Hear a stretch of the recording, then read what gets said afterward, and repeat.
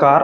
आप सभी का रैंकर सर्कल पर वेलकम है। मैं हूं Rajeev Ranjan, BSSC CGL 3 rank 17, BSSC inter level rank 21, Bihar SI, BPSC and other exam selected. दोस्तों, आप सभी का एग्जाम डेट अनाउंस हो चुका है। जैसा कि आप लोग जानते हैं कि नेक्स्ट मंथ जो है एनटीपीसी का एग्जाम होने वाला है। इसके अलावा जो है वो बीएसएससी का जो बीएसओ प्रखंड सांख्यिकी पदाधिकारी है और BSSC inter level Bihar police, ये सब का एग्जाम जो है जुलाई में संभावित है। ठीक है। और आगामी Bihar SI and Bihar CGL 4 के बेहतर तैयारी के लिए जो है आप लोगों के स्टैटिक जीके और इंपोर्टेंट टॉपिक का सीरीज चलाया जा रहा है मंजिल सीरीज के तहत, जिसमें सबसे पहले हम एक टॉपिक का कॉन्सेप्ट वीडियो करवाते हैं, उसके बाद उसका जो है पीपीटी पीडीएफ देते हैं, फिर जो है उसका टेस्ट हम लोग लेते हैं टेलीग्राम पे और उसका भी हम लोग क्वेश्चन आंसर का पीडीएफ देते हैं। तो आप लोग जो है टेलीग्राम से जुड़िए और आइए, ये इस सीरीज का तीसरा वीडियो है जिसमें हम लोग आज बहुत ही महत्वपूर्ण टॉपिक पढ़ेंगे और उस टॉपिक का नाम है पंचायती राज। ठीक है दोस्तों, तो पंचायती राज सिस्टम जो है उसके बारे में पढ़ना है। खास करके जो है वो जो बिहार के एग्जाम में बिहार के पंचायती राज सिस्टम से क्वेश्चन पूछा जाता है। तो आप लोग सबसे पहले ये समझ लीजिए कि पंचायती राज सिस्टम है क्या। तो देखिए, जो पंचायती राज सिस्टम है दोस्तों, वह देखिए भारत में जो है ना वो त्रिस्तरीय सरकार, ठीक है, जिसमें जो है सबसे जो आप जानते हैं कि सबसे ऊपर जो होता है वो कौन है, तो केंद्र सरकार है। फिर बीच में क्या है, राज्य सरकार, और सबसे निचले यानी कि ग्राउंड लेवल पर दोस्तों क्या है, तो वो है आपको पंचायती राज सिस्टम। ठीक है। तो भारत में त्रिस्तरीय जो है वो सरकार की प्रणाली है और इसी त्रिस्तरीय सरकार की प्रणाली को जो है संवैधानिक रूप से जो है मान्यता कब, पहले आप लोग जान जाइए कि पंचायती राज सिस्टम जो पहले जो था दोस्तों, जिस समय संविधान लागू हुआ था उस समय अनुच्छेद 40 में जो है डीपीएसपी यानी राज्य के नीति निर्देशक तत्व का ये हिस्सा था। ठीक है। और ये संवैधानिक दर्जा इसको प्राप्त नहीं हुआ था, लेकिन फिर क्या हुआ आगे चल के दोस्तों, इसको 73वां संविधान संशोधन 1992 जो 1993 से लागू हुआ, उसके तहत इसको संवैधानिक दर्जा दे दिया गया। किसको, पंचायती राज सिस्टम। और संवैधानिक दर्जा मिलने के बाद इसको जो है इसके लिए एक दोस्तों एक अलग से अनुसूची बनाया गया। ठीक है, एक अलग से अनुसूची बनाया गया। आप लोग जानते हैं जो अनुसूची 11 है और इसमें कितने विषय हैं, तो 29 विषय को शामिल कर लिया गया है। और ये आपको भाग 9 संविधान के भाग 9 का हिस्सा आपको बनाया गया है। तो ये पंचायती राज सिस्टम है। और इसमें क्या है दोस्तों, इसमें देखिए जो पंचायती राज सिस्टम जो भारत में लाया गया था वो आपको बलवंत राय मेहता समिति की सिफारिश पर लाया गया था। बलवंत राय मेहता, ठीक है, इन्होंने सर्वप्रथम सिफारिश किया था कि त्रिस्तरीय पंचायती राज सिस्टम को लाया जाए। तो इन्हीं की सिफारिश पर दोस्तों जो है पंचायती राज सिस्टम को लाया गया। इसलिए बलवंत राय मेहता को जो है पंचायती राज का शिल्पकार कहा जाता है या शिल्पी कहा जाता है। ठीक है, पंचायती राज का जो है शिल्पी किनको कहा जाता है, तो बलवंत राय मेहता को कहा जाता है। ठीक है दोस्तों, उसके बाद जो है 1977 में जो है एक अशोक मेहता समिति आया। अशोक मेहता समिति की सिफारिश पर जो है इन्होंने द्विस्तरीय जो है ना वो सिस्टम को लागू करने का सिफारिश किया था। फिर एल.एम. सिंघवी समिति आई। ठीक है, 1985-86 में एल.एम. सिंघवी समिति आई और इसी ने जो है दोस्तों वो क्या किया था, इसी ने क्या किया, संवैधानिक दर्जा देने की सिफारिश किया था। तो इससे समिति से रिलेटेड भी आपको क्वेश्चन पूछे जाते हैं। तो अभी जो सिस्टम चल रहा है दोस्तों उसमें त्रिस्तरीय प्रणाली काम कर रहा है पंचायती राज में। ठीक, जिसमें सबसे नीचे के लेवल पे दोस्तों ये त्रिस्तरीय प्रणाली वहीं पर काम कर रहा है जहां की आबादी दोस्तों क्या है, तो 20 लाख से ऊपर है। 20 लाख प्लस जिस राज्य की आबादी, वहां पर त्रिस्तरीय सिस्टम काम कर रहा है। ठीक है, तो सबसे नीचे दोस्तों होता है ग्राम पंचायत। क्या होता है, ग्राम पंचायत, जो कि ग्राम स्तर पर होता है, पंचायत स्तर पर होता है। और मध्यवर्ती स्तर पर क्या होता है दोस्तों, तो पंचायत समिति होता है, पंचायत समिति होता है। और सबसे ऊपर के स्तर पर क्या होता है दोस्तों, तो जिला परिषद होता है, जिला परिषद होता है। तो ये त्रिस्तरीय सिस्टम जो है जो कि आपको लागू है। और अभी जो थोड़ा देर पहले मैंने आपको बताया था कि ये 73वां संविधान संशोधन दोस्तों वो आपको 24 अप्रैल 1993 से लागू हुआ था। 24 अप्रैल 1993 से लागू हुआ था। इसलिए 24 अप्रैल को हम लोग जो है ना पंचायती राज दिवस मनाते हैं। क्या मनाते हैं दोस्तों? तो पंचायती राज दिवस, पंचायती, ये सब पॉइंट आपको नोट करते चलना। पंचायती राज दिवस मनाते हैं 2010 से, ठीक है, 2010 से हम लोग जो है पंचायती राज दिवस मनाते हैं। तो इसी में हम लोग देखते हैं कि ये त्रिस्तरीय है, लेकिन कुछ कुछ राज्य है, अधिकांश राज्यों में दोस्तों क्या है, त्रिस्तरीय। लेकिन एक राज्य है पश्चिम बंगाल, जहां पर 4 स्तर पे जो है पंचायती राज सिस्टम संचालित होता है, वेस्ट बंगाल में। कुछ राज्य है जहां पर ये लागू भी नहीं है, जैसे कि आपको मिजोरम में, फिर मेघालय में और नागालैंड में। ये सब दोस्तों ऐसे राज्य है जहां पर पंचायती राज सिस्टम लागू नहीं है। इसलिए नहीं लागू है क्योंकि बहुत सारे जो राज्य हैं, जो छठी अनुसूची के राज्य, छठी अनुसूची जिनको SC ST खास करके अनुसूचित क्षेत्र का जिनको दर्जा प्राप्त है, ठीक है, तो वो छठी अनुसूची वाले राज्यों में दोस्तों वो पेशा एक्ट लागू है, जो पंचायती राज एक्सटेंशन से जुड़ा हुआ एक्ट है। और ये एक्ट दोस्तों वो 1996 में आया था।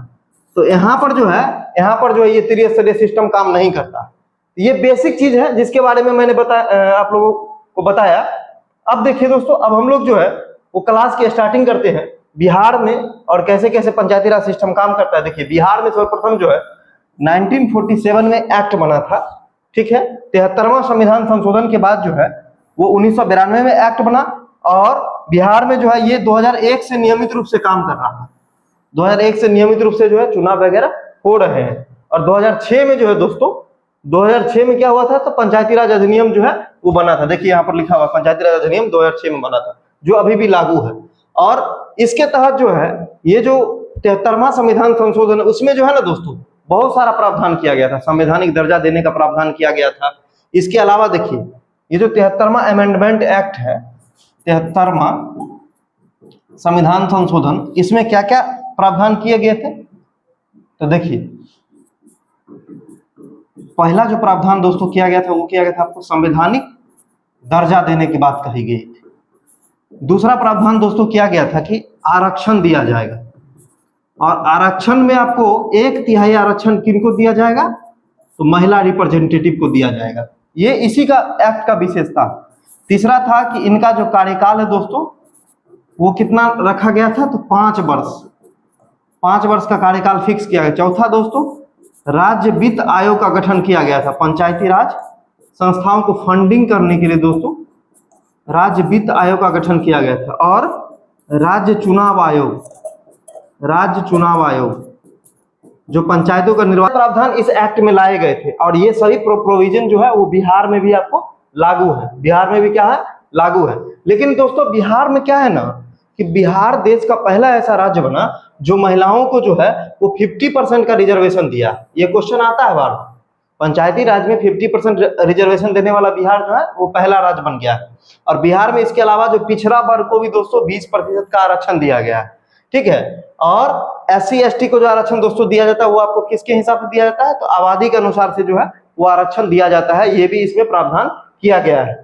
और ये प्रावधान बिहार के परिप्रेक्ष्य में हम बता रहे हैं, लेकिन ये मोटा मोटी लगभग सभी राज्यों में थोड़े बहुत संशोधनों के साथ लागू है, ठीक है।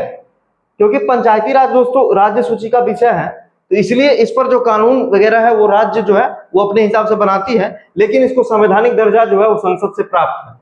अब देखिए जो पंचायती राज सिस्टम जो काम करता है ना, सबसे पहला नंबर जो है कुछ जो इसकी बॉडी होती है, इकाई होती है, जैसे कि ग्राम सभा। तो ग्राम सभा जो होती है ना सबसे बड़ी सभा होती है। इसमें गांव के जितने मतदाता, जितने 18 वर्ष से ऊपर के हैं वो सभी इसमें जो है इसके सदस्य होते हैं। और ये 2 बैठक जो है इसका जो है वो 3 माह पर जो इसका 2 बैठक होना ही चाहिए, यानी साल में कितना हो गया, 4 बैठक होना चाहिए। ये सारा क्वेश्चन जो आपको प्रीवियस ईयर में पूछा जा चुका है, ठीक है। इसलिए आप लोग जो निश्चित रूप से इसको पढ़िए। इसको कोरम पूर्ति करने के लिए या गण पूर्ति के लिए दोस्तों 1/20 सदस्य जो है वो उपस्थित होने चाहिए पूरे ग्राम की जो मतदाता है उनका। लगातार पूरा होने पर अगर मान लीजिए कि लगातार कोरम पूरा नहीं हो रहा, तो 1/20 से घटा करके कितना कर दिया गया, 1/40 सदस्य भी अगर हैं तो कोरम पूरा हुआ माना जाएगा। अब देखिए अब आगे क्या है कि इसके जो अध्यक्ष जो है होते हैं वो मुखिया जी होते हैं, और उनके नहीं रहने पर कौन होते हैं, उप मुखिया होते हैं। वो ग्राम सभा की मैं बात कर रहा हूँ। ग्राम सभा के अंग कौन कौन होते हैं, एक तो ग्राम सभा के सदस्य हो गए, मुखिया होते हैं, और ग्राम कचहरी के जो मेंबर्स होते हैं, जो आपको न्यायिक मामलों को सुनते हैं, वो भी ग्राम सभा के अंग होते हैं। ग्राम पंचायत के बारे में। अब ग्राम पंचायत में कौन कौन होते हैं? तो मुखिया होते हैं, उप मुखिया होते हैं और वार्ड सदस्य होते हैं। ग्राम सभा में सारे मतदाता होते हैं, लेकिन ग्राम पंचायत में मुखिया, उप मुखिया और वार्ड सदस्य होते हैं। ठीक है, और इसका गठन जो है दोस्तों, जो ग्राम पंचायत का गठन है ना, वो डीएम करते हैं, जो जिला दंडाधिकारी होते हैं वो करते हैं।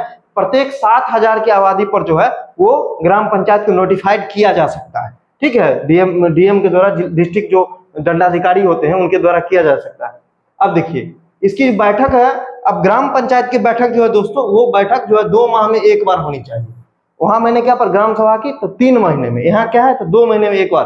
प्रथम बैठक से 5 साल तक जो है इनकी अवधि रहती है। जो इनका कार्यकाल होता है दोस्तों, वो पहली बैठक से माना जाता है। जैसे देखते हैं ना 5 साल का कार्यकाल कब से माना जाता है, तो पहली बैठक से 5 साल का कार्यकाल माना जाता है।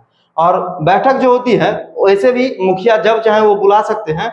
और अगर 1/3 सदस्य अगर प्रतिवेदन देते हैं, मतलब ये कहते हैं कि बैठक होना चाहिए, तो 15 दिनों में बैठक बुलाया जा सकता है। ये मैं बात कर रहा हूँ ग्राम पंचायत की। ठीक है, ग्राम पंचायत में ये प्रोविजन है कि अगर 1/3 सदस्य प्रतिवेदन देते हैं तो 15 दिनों में बुलाया जा सकता है। 6 महीने के भीतर, अगर मान लीजिए कि 6 माह के भीतर चुनाव बची है और 6 माह से कम का अगर है तो चुनाव नहीं होगा। कहने का मतलब ये है कि कुछ ऐसा कंडीशन आ जाता है कि अगर 6 महीने से कम का ही चुनाव अवधि बचा हुआ, ठीक है, तो उस अवधि में क्या होता है कि फिर री इलेक्शन ही होगा। जो उनका टर्म पूरा हो जाता है तभी वो इलेक्शन होगा। अगर ऐसा नहीं है, मान लीजिए 6 महीने से अधिक की अवधि बची हुई और कुछ मतलब मान लीजिए कि वहां पर पद रिक्त हो गया, तो जब रिक्त हुआ उसके 6 महीने के भीतर चुनाव होगा। दोनों दो बात है, एक अगर रिक्ति है तो 6 महीने के भीतर चुनाव होगा, अगर 6 महीने से कम बचा है तो फिर जो है वो चुनाव नहीं होगा, फिर नेक्स्ट इलेक्शन ही होगा। अब देखिए उप मुखिया जो होते हैं वो वार्ड सदस्यों में से एक को ही चुना जाता है। आप लोग जानते हैं वार्ड सदस्य आपस में ही चुनते हैं। मतदाता जो होते हैं ना वो वार्ड सदस्य होते हैं और मुखिया होते हैं। किसके मतदाता? उप मुखिया के चुनाव के मतदाता। मत अगर बराबर होता है तो फिर क्या निकाला जाता है? तो लॉटरी सिस्टम निकाला जाता है। यदि मुखिया उप मुखिया का पद रिक्त हो, एक साथ रिक्त हो, तो पंचायत समिति का कार्यपालक पदाधिकारी 15 दिनों उप मुखिया के चुनाव हेतु बैठक बुलाएगा। बात समझ रहे हैं? अगर दोनों पद रिक्त है तो जो पंचायत समिति के जो कार्यपालक पदाधिकारी होते हैं वो क्या करते हैं, उप मुखिया के चुनाव हेतु बैठक बुलाते हैं और वो वार्ड सदस्यों में से किसी एक उप मुखिया चुन लेते हैं ताकि जो तत्कालीन काम है वो सुचारू रूप से संचालित किया जा सके। ग्राम सभा जो होता है, ग्राम सभा की कोरम जो होती है वो आधा सदस्य की संख्या होती है। ठीक है, यानी 1/2 होती है। अगर ग्राम सभा का कोरम की मैं बात कर रहा हूं तो 1/2 होते हैं। ठीक है, अब सूचना जो होता है यहाँ पर जो है कह रहा है कि सूचना पद पर रहने पर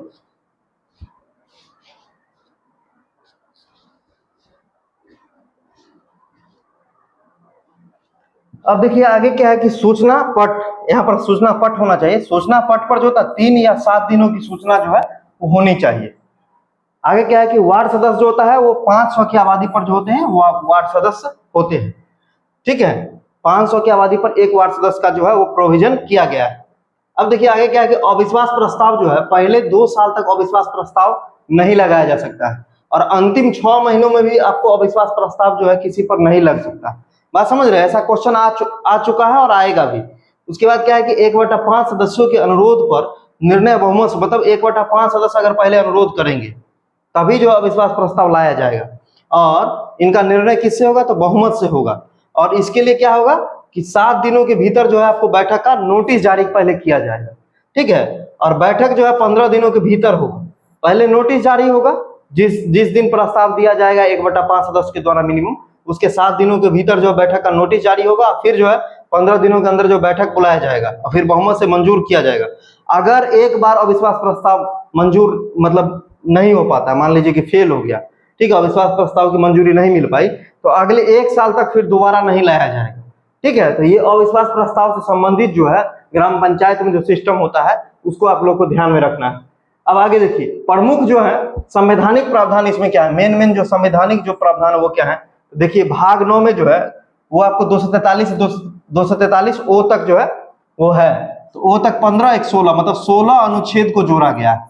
ग्राम पंचायत में 16 अनुच्छेद को जोड़ा गया है। अब देखिए इसमें भाग 9 के क में क्या है, तो नगरीय शासन के बारे में है, जो 243 पी से लेकर 243 यहाँ पर जो लिखा गया है, यहाँ पर जो लिखा गया है 243 ही होगा, ये 243 मिसप्रिंट है। तो ये भाग 9 के क में नगरीय शासन के बारे में और भाग 9 के ख में नगरीय जो है मतलब सहकारी समिति के बारे में, इससे रिलेटेड भी आपको क्वेश्चन। अब देखिए जैसे 73वां में आपको मंजूरी दिया गया पंचायती राज को, उसी तरह से 74वां संविधान संशोधन में आपको जो है वो नगरीय प्रशासन के बारे में मंजूरी दिया गया है। और ये आपको अनुसूची कितना में है, ये आपको अनुसूची 12 में है। जैसे वहां पर 29 विषय थे, यहाँ पर जो है 18 विषय को शामिल किया गया है। ठीक है, 18 विषय को यहाँ पर जो है शामिल किया गया 243 से लेकर 243 ZG तक जो है इसका उल्लेख किया गया है, ये नगरीय शासन के बारे में। और सहकारी समिति ZS से Z जो है T तक जो है इसका उल्लेख किया गया है। अब देखिए ZT तक, देखिए ZT यहाँ पर लिखा हुआ है। अब देखिए अब आगे क्या है कि महत्वपूर्ण जो अनुच्छेद है इससे जुड़ा हुआ उसके बारे में देखिए। 243 में क्या है तो ग्राम सभा, ग्राम सभा में बताए थे कि सब सदस्य होता है। 243 बी में क्या है तो पंचायती राज से संबंधित है। सी में क्या है तो संरचना कैसे कैसे होगा। डी में क्या है तो आरक्षण के बारे में, जैसे बताए थे ना महिला का 1/3 आरक्षण, बिहार में 50%, तो वो सब आरक्षण 243 डी में है, या फिर पिछड़ा वर्ग को 20% आरक्षण। टी के थुंगन समिति आया था 1988 में, उसी की सिफारिश पर क्या हुआ आरक्षण को लाया गया है। ई में क्या है तो देखिए ई का अल्फा न्यूमेरिक मान मतलब डिजिट में गिनिएगा, ए का मान 1, ई का मान 5 होता है, तो 5 साल इसका कार्यकाल है। ऐसे याद कर लीजिएगा कि ई में क्या है कार्यकाल है। ठीक है, एफ में क्या है तो अयोग्यता के बारे में। एफ माने मान लीजिए फेल, F फॉर फेल माने अयोग्य हो गया, तो कैसे कैसे अयोग्य हो सकता है उसके बारे में एफ में है। उसके बाद देखिए जी में क्या है तो शक्ति के बारे में है, विषय के बारे में। तो 29 को विषय जो है वो आपको किस में है तो 243 जी में है। सारा अनुच्छेद महत्वपूर्ण है, सबसे क्वेश्चन आ सकता है। एच में क्या है तो एच का मतलब कर यानी टैक्स, ग्राम पंचायत को जो टैक्स वसूलने का अधिकार है दोस्तों वो किसमें है 243 एच में दिया गया है। ठीक है, तो इसको भी याद रख, हम तो ऐसे याद किए एच फॉर हीरो, हीरो मतलब उसमें साहस होना चाहिए, उसमें दम होना चाहिए, तब ना टैक्स वसूलेगा, ये ऐसे याद किया। आई फॉर होता है इनकम, तो राज्य वित्त आयोग। ठीक है, यही वित्त आयोग जो होता है ना सिफारिश करता है कि कितना पैसा ग्राम पंचायत को दिया जाए, कितना पैसा जो है पंचायत समिति को दिया जाए, कितना पैसा जिला परिषद को दिया जाए। फिलहाल जो सिस्टम है दोस्तों 70-15-15, मतलब अगर 100 रुपया अगर दिया जाता है वित्त आयोग की तरफ से तो 70 रुपया दिया जाता है नीचे ग्राम पंचायत, अब 15 रुपया पंचायत समिति को, 15 रुपया कहाँ जिला परिषद को दिया जाता है। अभी वर्तमान का ये रेशियो है, इसमें परिवर्तन भी होते रहता है, ये वित्त आयोग का काम है। ठीक है, उसके बाद 243 जे का मतलब होता है लेखा जोखा। ठीक है, जे का मतलब क्या होता है अकाउंटिंग करना, लेखा जोखा करना। और के का मतलब होता है चुनाव आयोग, मतलब यहाँ पर 243 के में क्या है राज्य चुनाव आयोग के बारे में जिक्र किया गया है कि 5 साल पर चुनाव होगा। एक होता है दोस्तों राष्ट्रीय चुनाव आयोग, जो राष्ट्रपति, उपराष्ट्रपति, विधानसभा, लोकसभा ये सब का चुनाव करवाता है। लेकिन उस राज्य में जो चुनाव पंचायती राज का करवाता है वो राज्य चुनाव आयोग करवाता है, जिसका उल्लेख 243 के में किया गया है। ठीक है, उसके बाद देखिए उसके बाद जो है और भी प्रोविजन है इसमें ग्राम कचहरी के बारे में। तो ग्राम कचहरी का प्रधान दोस्तों कौन होता है तो सरपंच होता है। ये प्रत्यक्ष चुनाव से चुने जाते हैं, जैसे कि अपने यहाँ जब चुनाव होता है ना तो 6 लोगों का चुनाव हम लोग करते हैं, याद होगा 6 लोग में जो है आपको सरपंच भी रहते हैं, नहीं रहते हैं, आप लोग को याद होगा कौन कौन 6 लोग होते हैं। एक तो जिला परिषद सदस्य होते हैं, फिर मुखिया होते हैं, मुखिया के अलावा सरपंच होते हैं, उसके बाद पंचायत समिति के सदस्य होते हैं, ठीक है, वार्ड होते हैं और पंच होते हैं। ये 6 लोगों का चुनाव डायरेक्टली प्रत्यक्ष रूप से होता है। उसके बाद देखिए उप सरपंच होते हैं, उप सरपंच को पंच के द्वारा आपस में से चुना जाता है। ठीक है, 500 की आबादी पर पंच होते हैं, जैसे वहां 500 की आबादी पर वार्ड सदस्य थे उसी तरह से पंच होते हैं। और अपील जो है ना 30 दिनों के अंदर जो है ना इनके निर्णयों की अपील जो है वो की जा सकती है। ठीक है, और प्रत्येक ग्राम कचहरी में क्या होते हैं एक सचिव होते हैं जिनको कचहरी सचिव बोला जाता है।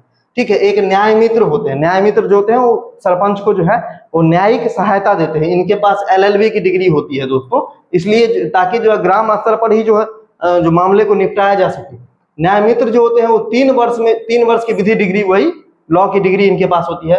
फिर एक ग्राम रक्षा दल भी होता है ग्राम पंचायत में, जिसकी उम्र जो है 18 से 30 वर्ष की उम्र के जो शारीरिक रूप से सक्षम होते हैं ना योग्य युवा, वही जो है इनके लिए योग्य होते हैं जो ग्राम की रक्षा करते हैं। ठीक है, उसके बाद निगरानी समिति होता है। ठीक है, निगरानी समिति में ऐसे व्यक्ति जो ग्राम पंचायत के सदस्यों में से न हो, कार्यों की निगरानी के लिए जो है निगरानी समिति का गठन किया जाता है कि क्या पंचायती राज सिस्टम सही से काम कर रहा है, जो योजना वगैरह पारित हुआ है वो सही से काम कर रहा है। इसलिए जो मेंबर ग्राम पंचायत के सदस्य नहीं होते उनको जो है निगरानी समिति में रखा जाता है। ठीक है, अब देखिए पंचायत समिति, तो पंचायत समिति जो होता है दोस्तों वो 5000 के आबादी पर चुना जाता है। ग्राम पंचायत के लिए कितना आबादी था 7000, पंचायत समिति के लिए 5000।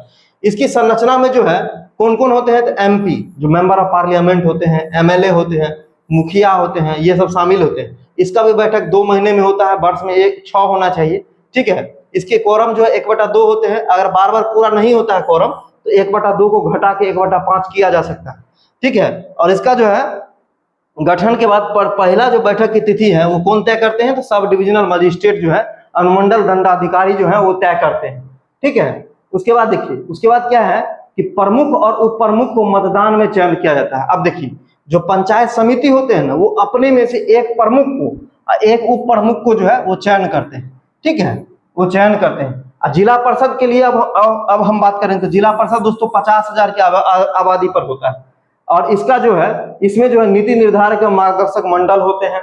इसके अध्यक्ष और उपाध्यक्ष जो होते हैं वो दोनों अप्रत्यक्ष मतदान द्वारा चुने जाते हैं। जैसे ग्राम पंचायत में जो मुखिया जी डायरेक्ट चुने जाते हैं, उप मुखिया और उप सरपंच को जो है आपस में चुना जाता है। जो उप मुखिया है उनको वार्ड सदस्य और उप सरपंच को पंच लोग चुनते हैं। उसी तरह से पंचायत समिति के सदस्य अपने में से प्रमुख और उप प्रमुख को चुनते हैं। जिला स्तर पर दोस्तों जिला परिषद के अध्यक्ष और उपाध्यक्ष को भी अप्रत्यक्ष रूप से अपने में से चुना जाता है। और तीनों का आबादी याद रखिएगा, ग्राम पंचायत का कितना है? 7,000, वहीं पंचायत समिति का 5,000 और जिला परिषद एक जो सदस्य होते हैं वो 50,000 पर होते हैं। उसके बाद देखिए, इनका कोरम जो है 1/3 है, सबका कोरम भी याद रखना है। और पूरे सिस्टम को निर्वाचित होने में जो है वो देखिए, अगर मान लेते हैं कि ये अगर आपराधिक तरीके से अगर आप कुछ एलिगेशन वगैरह लगा के या कुछ आपराधिक मेथड से अगर आप चुनाव में आते हैं तो आपको मैक्सिमम जो है 3 वर्ष का जो है पनिशमेंट इसमें लिखा हुआ है। बूथ लूटने पर भी आपको 3 से 5 साल तक की सजा का जो है वो आपको प्रावधान किया गया है। ये मैं बात कर रहा हूँ पूरे पंचायती राज सिस्टम में अगर कहीं गड़बड़ी होती है। सदस्यों में शामिल होने पर एक पंचायत समिति, एक प्रमुख और फिर लोकसभा, राज्यसभा, विधानसभा और मेंबर। देखिए, जब भी बैठक होगा तो बैठक में आपको जो है ना पंचायत समिति के प्रमुख, ठीक है, उसके बाद जो है लोकसभा, विधानसभा, विधान परिषद, जितने भी निर्वाचित जो होते हैं ना, चाहे विधान परिषद है चाहे राज्यसभा के मेंबर होते हैं, वो भी जो है आपको क्या होते हैं? सदस्य होते हैं। मतलब इन सभी को भी जब भी पंचायत समिति का या फिर जिला परिषद का बैठक आपको बुलाया जाता है तो पंचायत समिति वाले प्रमुख के अलावा जो है आपको लोकसभा, राज्यसभा, विधानसभा, विधान परिषद, इन सभी मेंबर को आमंत्रित किया जाता है। जिला परिषद में भी इनको आमंत्रित, ये सब जिस क्षेत्र से ये लोग जीतते हैं ना, वहां के ये लोग को मेंबर अपने आप होते हैं, सदस्य अपने आप होते हैं, ठीक है। निर्णय बहुमत से होता है। अगर टाई हो जाता है तब जो है अध्यक्ष और उपाध्यक्ष क्या करते हैं? वोट करते हैं जिला परिषद में, ठीक है। यानी कि जिला परिषद के मेंबर में हम लोग जो है वो हम लोग क्या करते हैं? प्रमुख को भी बुलाते हैं। किनको बुलाते हैं? मतलब जितने भी ऊपर हम लोग सिस्टम में बढ़ते चले जाएंगे उनके नीचे के जो सुप्रीम अथॉरिटी है, जैसे कि पंचायत समिति के प्रमुख है, उनको भी हम लोग जो आमंत्रित करेंगे जिला परिषद में। फिर इसी तरह से जो है अगर प्रमुख वाले में भी हम नीचे के जो हेड है, मुखिया जी या फिर अन्य ये जो लोकसभा, राज्यसभा, विधानसभा, विधान परिषद, इनको भी हम लोग आमंत्रित करते हैं। ये सब क्वेश्चन आ सकता है इस तरह से कि क्या इनके ये सदस्य होते हैं? तो हाँ, होते हैं। अब देखिए, अब कुछ है कि बिहार में जो सिस्टम अभी चल रहा है कि कौन से लोग का निर्वाचन कैसे होता है और किनको त्याग पत्र देते हैं। जैसे मुखिया है तो मुखिया का प्रत्यक्ष हम लोग जनता द्वारा चुना जाता है। जिला पंचायत राज पदाधिकारी को ये त्याग पत्र देते हैं। उप मुखिया को वार्ड सदस्य अपने में चुनते हैं और इनका त्याग पत्र भी जिला पंचायत राज पदाधिकारी को देते हैं। वार्ड सदस्य जो है प्रत्यक्ष रूप से चुने जाते हैं, हम लोग, जनता लोग चुनती है और ये मुखिया को अपना त्याग पत्र देते हैं। प्रमुख जो है पंचायत समिति के सदस्य अपने में चुनते हैं, ये आपको जिला दंडाधिकारी को त्याग पत्र देते हैं, ठीक है। जिला दंडाधिकारी नहीं होगा, यहाँ पर अनुमंडल होगा, ये रॉन्ग है, आप लोग सुधार कर लीजिएगा। अनुमंडल दंडाधिकारी, ठीक है, अनुमंडल दंडाधिकारी को देते हैं। उप प्रमुख जो है अप्रत्यक्ष रूप से चुने जाते हैं, अपने में से पंचायत समिति लोग चुनते हैं और वो प्रमुख को अपना त्याग पत्र देते हैं। पंचायत समिति के सदस्य जो होते हैं वो प्रत्यक्ष रूप से चुने जाते हैं और अपना त्याग पत्र जो है ना किनको देते हैं? प्रमुख को देते हैं। वहीं जिला परिषद का अध्यक्ष जो होते हैं और उपाध्यक्ष दोनों आपको अप्रत्यक्ष रूप से चुने जाते हैं और जो अध्यक्ष होते हैं वो त्याग पत्र देते हैं जिला दंडाधिकारी को, जिलाधिकारी जिनको हम लोग बोलते हैं डीएम। और यहाँ पर जो अनुमंडल दंडाधिकारी मतलब एसडीएम। और जिला परिषद के जो उपाध्यक्ष होते हैं वो त्याग पत्र देते हैं अध्यक्ष को, ठीक है। उसके बाद जो है जिला परिषद के सदस्य होते हैं उनको भी सीधे प्रत्यक्ष रूप से जनता चुनती है और वो त्याग पत्र अपना देते हैं अध्यक्ष को। देख रहे हैं आप लोग सिस्टम, यहाँ पर उप मुखिया और मुखिया दोनों जिला पंचायत राज पदाधिकारी को, प्रमुख अनुमंडल दंडाधिकारी को, जिला परिषद के अध्यक्ष देते हैं डीएम को। लेकिन उपाध्यक्ष जो होते हैं दोनों के, चाहे वह उप प्रमुख जो होते हैं वो देते हैं प्रमुख को और यहाँ पर जो जिला परिषद को उपाध्यक्ष देते हैं वो अध्यक्ष को देते हैं, ठीक है। तो ये सब आपको क्लियर रहना चाहिए। और उसी तरह सरपंच और उप सरपंच, तो सरपंच तो प्रत्यक्ष रूप से चुने जाते हैं और उप सरपंच आपको अप्रत्यक्ष रूप से 5 लोग मिलके आपस में चुनते हैं, उन्हीं में से एक को। ये दोनों भी अपना त्याग पत्र किसको देते हैं? तो जिला पंचायत राज पदाधिकारी को देते हैं। पंच जो होते हैं डायरेक्ट चुने जाते हैं, पंच जो अपना त्याग पत्र किसको देते हैं? सरपंच को देते हैं। जैसे वार्ड सदस्य जो है वो विकास के लिए है, उसी तरह से पंच लोग भी वार्ड पर प्रत्येक वार्ड में चुने जाते हैं, वो सरपंच के सहयोग के लिए होते हैं। कोई भी त्याग पत्र जो होता है 7 दिनों के बाद जो है ना आपको क्या होगा? प्रभावी माना जाएगा। तो ये जो है आज का आप लोग का क्लास था। पूरे पंचायती राज सिस्टम को हम लोगों ने पढ़ने का प्रयास किया है। आप लोग अच्छे से इसका नोट्स बनाइए, ठीक है। इसके बाद क्या होगा, इसका हम लोग जो है पीपीटी डाल देंगे और इसके बाद इसका टेस्ट, और टेस्ट से जो है रिलेटेड जो है लगभग जो है 80 से 100 क्वेश्चन भी हम आप लोगों को अवेलेबल करवाएंगे टेस्ट के बाद। जो जिस टॉपिक का टेस्ट होगा, उस जो टॉपिक चल रहा है सब सुपर इंपोर्टेंट है। आप लोग रेगुलर पढ़िए और रेगुलर जो है इस सब चीज को नोट्स बनाते चलिए। सब एग्जाम में, चाहे बिहार एसएससी, बिहार दरोगा और जो एनटीपीसी वगैरह आने वाला है, उस सब में आपको काम आने वाला, ठीक है। तो बहुत जल्द मिलते हैं हम फिर एक नेक्स्ट वीडियो में नेक्स्ट टॉपिक के साथ। तब तक के लिए जुड़े रहिए, पढ़ते रहिए। धन्यवाद।